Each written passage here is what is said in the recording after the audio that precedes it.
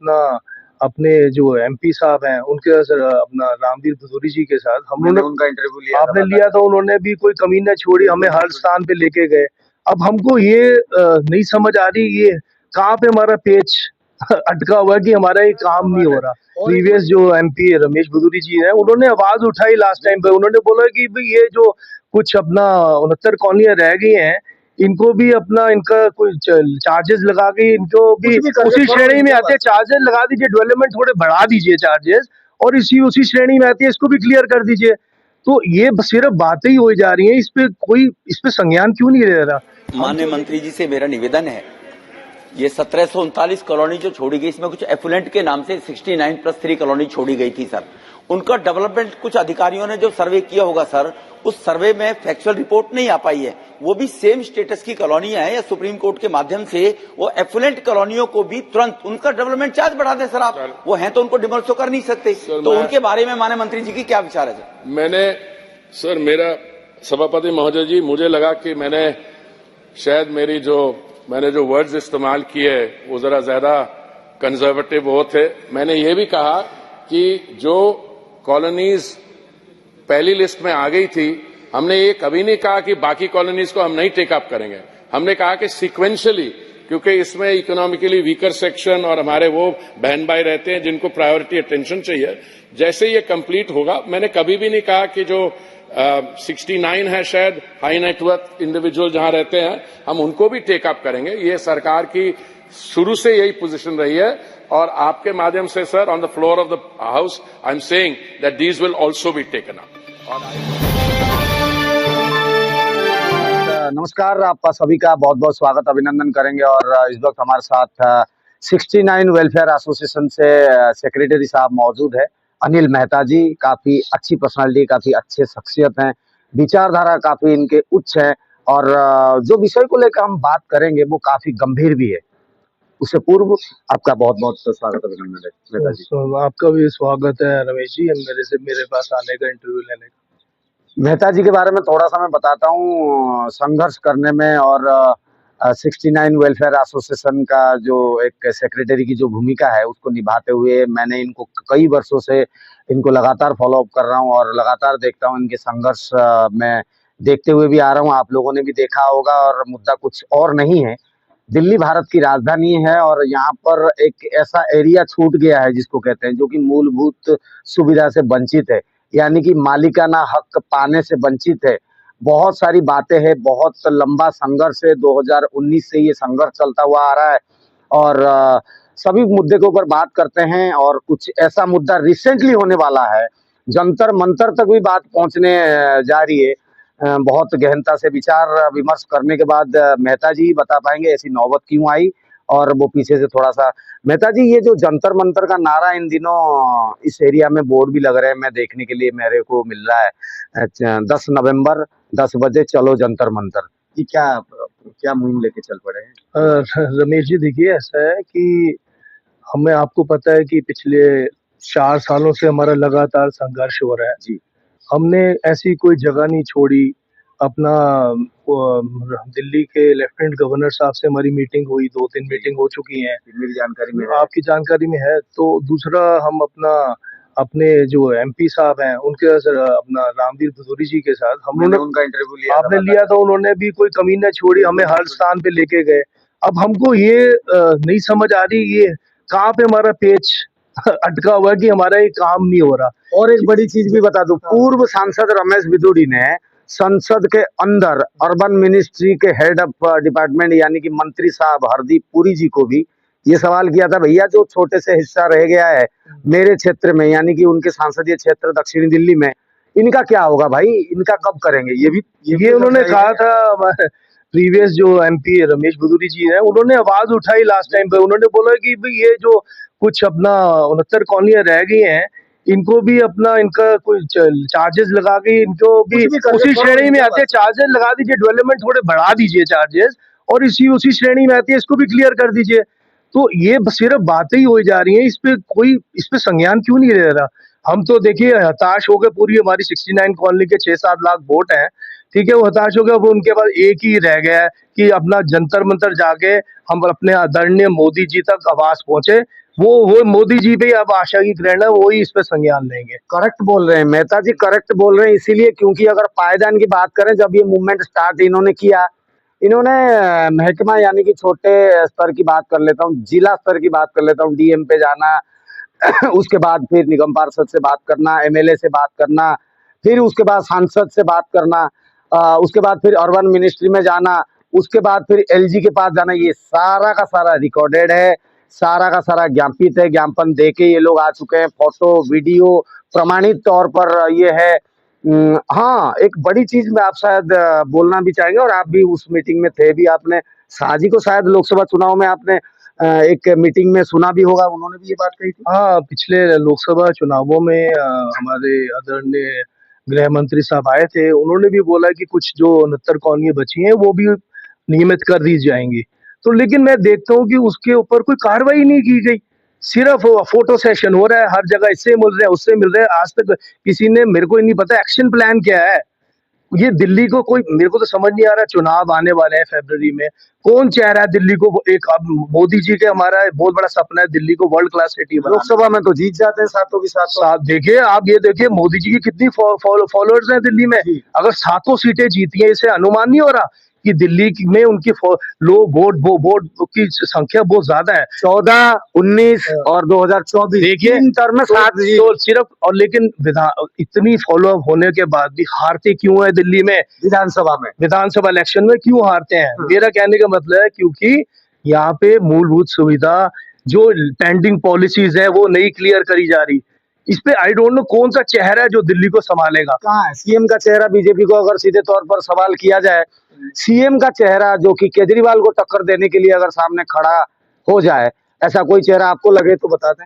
देखिए, ये चेहरा तो ऊपर के लोग ही इसको डिसाइड करेंगे कौन सा चेहरा उतारेंगे, लेकिन मैं ये बोलता हूँ जो अपने आदरणीय मोदी जी अपना, उनका राष्ट्रीय स्तर पे और अंतरराष्ट्रीय स्तर पे जो उनकी छवि चमकी है, ये दिल्ली की राजधानी में उनकी छवि खराब की जा रही है। कुछ नेता अधिकारी इसमें मिले हुए हैं जो कि ये जितना भी अपना अनऑथराइज्ड कॉलोनी हब है, ये बहुत बड़ा गढ़ बन चुका है जी, पैसे कमाने का, करप्शन का। कैसे कैसे?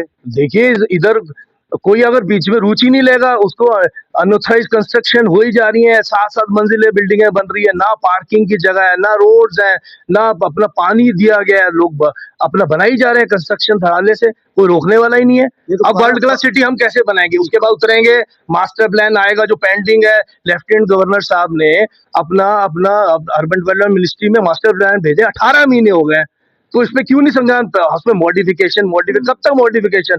मानते हैं कि अब हमारे मोदी जी का सपना है दिल्ली को वर्ल्ड क्लास सिटी बनाने का, हमारा योगदान ने प्रचार किया है इसका, लेकिन प्रचार करना, तो इतना प्रचार करने के बाद अगर वो उस पर संज्ञान नहीं लेंगे, पेंडिंग पॉलिसीज को क्लियर नहीं पड़ेंगे, वो तो अनऑथराइज्ड कंस्ट्रक्शन होती रहेगी, फिर उसको तोड़ेंगे। जिन्होंने इतना इन्वेस्टमेंट किया है वो फिर उनको तोड़ो, फिर उनको बेघर करो। ये कहाँ की पॉलिसी है? नहीं, तो यहाँ पे एक बहुत बड़ा सवालिया निशान ये यहाँ पर ये उठता है। मेहता जी ने ये बोला कि करप्शन, तो क्या ये मान लिया जाए कि इन करप्शन को आधार बना करके इनको लटकाया गया है, इनको हैंग कर दिया गया, भैया इस क्षेत्र से कहीं ना कहीं किसी तर्ज पर पैसे की कमाई हो रही है? ये खेल, ये कुछ स्पाइड, मतलब एक क्या कहते हैं, मकड़ी का जाल, कुछ इस तरीके से कुछ गोल गच्चा हो रहा है, कुछ घुमाई चीजें हो रही है, कुछ समझ से बाहर है। आप थोड़ा सा नहीं, मैं clear कर इसमें पाएंगे? सहमत नहीं हूँ अपना पूरा आपसे रमेश जी। देखिए, ऐसा है कि हर पार्टी की अपना नीतियां होती हैं कि उसको कैसे आगे बढ़ाया जाए, लेकिन यहाँ पे मैं उनको कुछ अपना संदेश पहुंचाना चाहता हूँ कि दिल्ली दिल वालों की है। दिल्ली में सब लोगों का दिल जीता जाएगा, तभी दिल्ली जीती जाएगी। इधर इतने पेंडिंग काम है, लोग पढ़े लिखे लोग रहते हैं, ये ऐसे दिल्ली नहीं जीती जाएगी। उनके उनके सुनवाई हो, उनको क्या जरूरत है? तो वो ये चीजों में हमारे खैर पार्टी के लोग शायद इस चीज पे अभी तक नहीं पहुंच पाए। सबको अब जो पेंडिंग पॉलिसी है, मैंने कहा क्यों नहीं क्लियर करे? दिल जीतो लोगों का, देखो कैसे हम दिल्ली को जीतेंगे। बीजेपी वाले जीतेंगे दिल्ली को अगर सबके दिल जीते जाएंगे। तो मैं उनसे प्रार्थना करता हूँ अपने मोदी जी से, थोड़ा सा इस पे अपना संज्ञान ले, क्यों ऐसा हो रहा है दिल्ली में। संज्ञान लेने की जहां तक बात है, अब इन्होंने तो जिस तरीके से पहुंचाना था, पायदान एक सीढ़ी इन्होंने परफेक्ट चढ़ा है, और बिल्कुल चढ़ चढ़ करके हर वो पायदान पर इन्होंने अपने आप को सिद्ध किया है। 69 वेलफेयर एसोसिएशन से रमन अग्रवाल के नेतृत्व में वो प्रेसिडेंट है, मेहता जी सेक्रेटरी हैं, पूरा डेलीगेशन एलजी से लेकर के अर्बन मिनिस्ट्री से लेकर के हर जगह लगभग बात पहुंच चुकी है। और बात कोई अछूत नहीं है, किसी को सबको पता है, हायर अथॉरिटी तक पता है। मगर अब मोदी जी पे ही अटक गई ये बात। 10 नवंबर 10 बजे चलो जंतर मंतर। अब इस पे बात कर लेते हैं। पिछली बातें तो मेहता जी ने भी बता दिया भाई, कैसे दिल्ली को जीतेगी बीजेपी, क्योंकि सेंट्रल गवर्नमेंट की बात करें, मोदी जी की बात करें तो अंधाधुंध लोग भरोसा मोदी जी पे जताते हैं। वो 14 में सिद्ध हुआ 7-0, वो 19 में सिद्ध हुआ 7-0, वो 24 में भी सिद्ध हुआ 7-0। वहीं अगर विधानसभा की बात करें, शीला सरकार को 15 साल आपने देखा, बीजेपी कहीं से कहीं तक नहीं आ पाई। केजरीवाल को आपने चलो 49 दिन का सरकार थी, उसके बाद फिर 2 बार 3 बार भी ले लो, उनको भी 3 बार देखा गया, बीजेपी कहीं से कहीं तक नहीं रही। फिर दोबारा से ये चुनाव आने लग रहे हैं विधानसभा के, बीजेपी क्या आएगी, क्या आ पाएगी, क्या लोगों के मन में वो जगह बना पाएगी? क्या मेहता जी जिस प्रकार से एक विचारधारा को लेके बोल रहे हैं कि भाई दिल जीतो तो वोट भी जीतो, लोकसभा तो आप मोदी जी के दम पर जीत जाते हैं, चेहरा ही नहीं है। तो इस प्रकार के जो छोटे छोटे एरिया रह जाते हैं, मूलभूत सुविधा से वंचित रह जाते हैं, तो उनका भरोसा ही नहीं जीत पाते हैं, लोगों का विश्वास ही खत्म हो गया है, लोग परेशान हैं, लोग बड़े बड़े मुद्दों को लेके तो छोड़ो छोड़ो, मगर ये छोटे से एक मालिकाना हक लेने के लिए 4 से 5 लाख महज लोग हैं, वो लगातार 4 साल से संघर्ष कर रहे हैं। इनको ना रास्ता, ना पता, ना ठिकाना, कुछ समझ में नहीं आ रहा है इतने सारे काम करने के बाद। अब जंतर मंतर के लिए क्या प्लानिंग है, किस तरीके से? देखिए, जंतर मंतर के लिए पूरी तैयारी हो चुकी है। हमारे लोगों में वो देखिए, घरों की गृहिणियां वो कह रही हैं कि हम मोदी जी को इतना चाहते हैं, इतना प्यार करते हैं, उनके लिए हम इतना अच्छे लेवल पे वो अपना काम कर रहे हैं, देश का, भारत नाम का पूरे पूरे विश्व में नाम रोशन किया है। सब वो नारियां बोलती है। पिछले हमारे जब हमारा पीसफुल प्रोटेस्ट हुआ तो उन्होंने भी बोला मोदी जी को पूरी उम्मीद है, लेकिन उधर तक आवाज नहीं पहुंची है। तो अब तो आवाज पहुंचाएं, जंतर मंतर पे आवाज पहुंचाई जाएगी मोदी जी। और हमको पूर्ण विश्वास है मोदी जी नाराज नहीं करेंगे हमको। दिल्ली उनको पता है दिल्ली जीतनी है इस बारी, तो दिल्ली जीतनी है तो हमारा काम करेंगे, मेरे को पूरा विश्वास है इसका। मैं भी यही चाहूंगा कि आपके मुंह में घी शक्कर और आपकी बातों में घी शक्कर। आप लोगों के जो एक काफी दिनों से एक इच्छा है, और कहीं ना कहीं आप डेस्परेशन जिसको कहते हैं, आप लोग चाहते हैं कि हमारे घरों के मालिकाना हक हमें मिल जाए। और मेहता जी, फैमिली की बात कर लेते हैं थोड़ा सा। और अगर आप मैरिड हैं तो बच्चे भी हैं आपके? हाँ, मेरे 2 बेटे हैं। क्या जवाब देंगे? आप खुद मालिक नहीं बन पाए, आप क्या बोल रहे हैं? जनरेशन को क्या जवाब देंगे? ये तो बोल रहे हैं कि हर लोग, जिन लोगों की फैमिली है, उनके भी कुछ सपने हैं। इतने टाइम हो गए अनऑथराइज्ड कॉलोनी का मुद्दा चलते हुए। अरे वो भी उनको भी देखिए, उनकी उम्र के जो नेता लोग हैं इतने, उनके तो अपने बच्चों, कोई किसी के विदेशों में क्या है, उनको उनको क्या फिक्र कि उनके घरों में क्या चल रहा है। तो सिर्फ वोट मांगने इलेक्शन से पहले आते हैं, वोट मांगने के लिए भरोसे दे जाते हैं, उसके बाद वो उधर के उधर ही रहती है चीजें। अभी और एक पॉइंट निकल करके आता है, अगर इनकेस जंतर मंतर जा रहे हैं, चुनाव बड़ी जल्दी होने वाले हैं, आचार संहिता से पहले, अगर मैं भी जानकारी के लिए बता दूं, आचार संहिता से पहले अगर ये कार्य आपका नहीं होता है तो मुझे लगता है कि पुनः आपको फिर लंबा समय इंतजार करना पड़ सकता है। हाँ, एकदम आपने दुरुस्त बात करी है कि अगर नहीं किया तो हमारी सारी चीजें, उम्मीदें पानी भर जाएंगी और लंबा जाएगा काम। तो फिर हमने वो सबने एक चीज, हमने जो रणनीति बनानी है जंतर मंतर के प्लान बाद। भी क्या है? जंतर मंतर का प्लान अभी हम नहीं सबके सामने खोलना चाहते, लेकिन उसके बाद भी प्लान है हमारा। है। हाँ, प्लान है उसके बाद, लेकिन मोदी जी पे हमें पूरी उम्मीद है।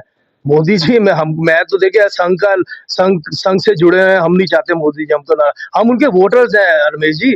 हमने रामवीर भदौरी जी को पूरा दिन रात मेहनत करके हमने विजय प्राप्त करी है, तो हम ये व्यर्थ कैसे जाने देंगे?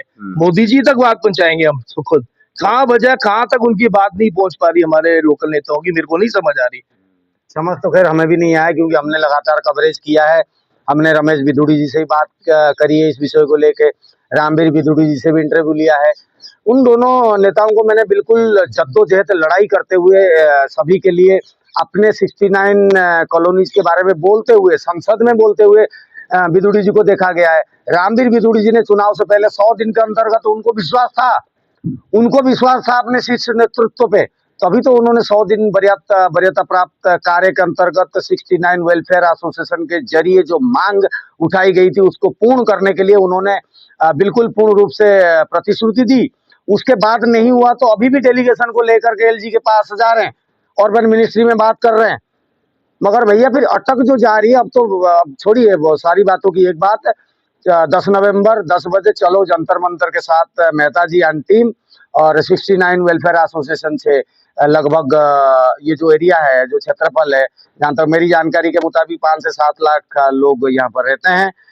परमिशन कितने लोगों की, कितने संख्या की मुझे नहीं पता है, मगर मेहता जी से मैं चाहूंगा कि आप 10 तारीख में जो वहाँ पर इकट्ठे होने की जो आपने विचारधारा बना रखी है, जो प्लानिंग बना रखी है, उसके लिए जो आप संदेश देना चाहते हैं अपने जो वोटर्स हैं, अपने साथी हैं, अपने जो इस एरिया में रहते हैं, उनके लिए जो आप मैसेज दे सकते हैं। देखिए, मैं अपने 69 कॉलोनीज के निवासियों से ये प्रार्थना करता हूँ कि जैसे स्वामी विवेकानंद जी का कहना है कि कभी अपनी जो संघर्ष करते हैं उसमें कभी हार नहीं माननी चाहिए, और हम अपने कॉलोनियों को हम नियमित करा के ही दम छोड़ रखेंगे, हम उनको पीछे नहीं हटेंगे हम। तो मेरा सबसे विनती है सब लोगों से, उठो जागो, तब तक ना रुको जब तक हमारे लक्ष्य की प्राप्ति ना हो जाए। आप इसी लक्ष्य के साथ जाएंगे, मैं आपको विश्वास दिलाता हूँ कि मोदी जी हमारे कॉलोनी को नियमित करवाएंगे और जरूर कराएंगे। धन्यवाद। बहुत बहुत धन्यवाद मेहता जी। और हम भी चाहते हैं कि आप लोगों का एक जो कष्ट है और आप लोगों के जो मलाल है वो खत्म हो जाए और आप लोगों की कॉलोनी पारित हो जाए, आपको मालिकाना हक मिले।